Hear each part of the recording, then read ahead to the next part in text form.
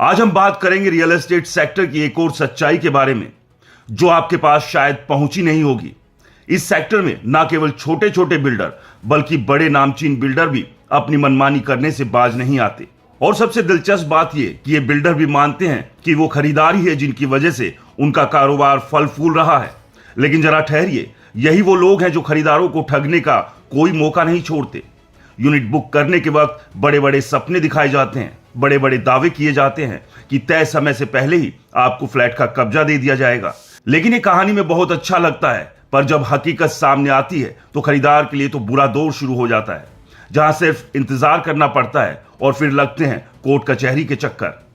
अब इसी संदर्भ में एक ताजा तरीन मामला सामने आया है। हरियाणा के गुरुग्राम से जुड़ा यह मामला एक बड़े नामचीन बिल्डर MRMGF लैंड लिमिटेड से जुड़ा है। यह वही बिल्डर है जिसने याचिकाकर्ता तानिया नरूला और संगीता नरूला को 5 साल देरी से फ्लैट का कब्जा दिया।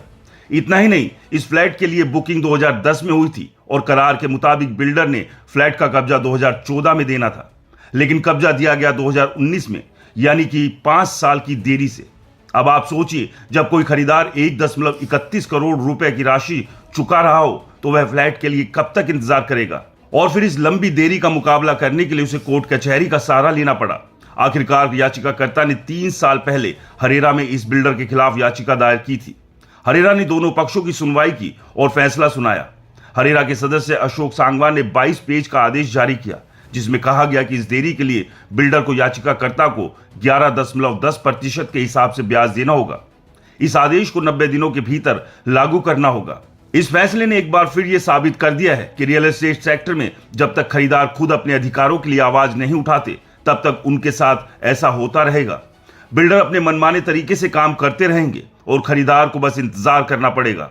लेकिन हरेरा के इस आदेश ने एक मिसाल पेश की है और शायद इससे बाकी बिल्डर भी सीख लें कि समय पर कब्जा देना होगा एहसान नहीं बल्कि उनका काम है। अब सवाल यह उठता है कि इस मामले के बाद रियल एस्टेट सेक्टर में बदलाव आएगा या नहीं। क्या इस फैसले के बाद बाकी बिल्डर अपनी कार्यशैली में सुधार करेंगे या नहीं, या फिर यही कहानी हमें रोज सुनने को मिलती रहेगी। यह मामला केवल एक फ्लैट की देरी का नहीं बल्कि यह उस पूरे सिस्टम की विफलता की कहानी है जिसमें खरीदार के अधिकारों को अक्सर नजरअंदाज किया जाता है। अब देखना यह होगा क्या इस फैसले से कुछ बदलाव आता है या फिर रियल एस्टेट सेक्टर में ये लूट जारी रहेगी।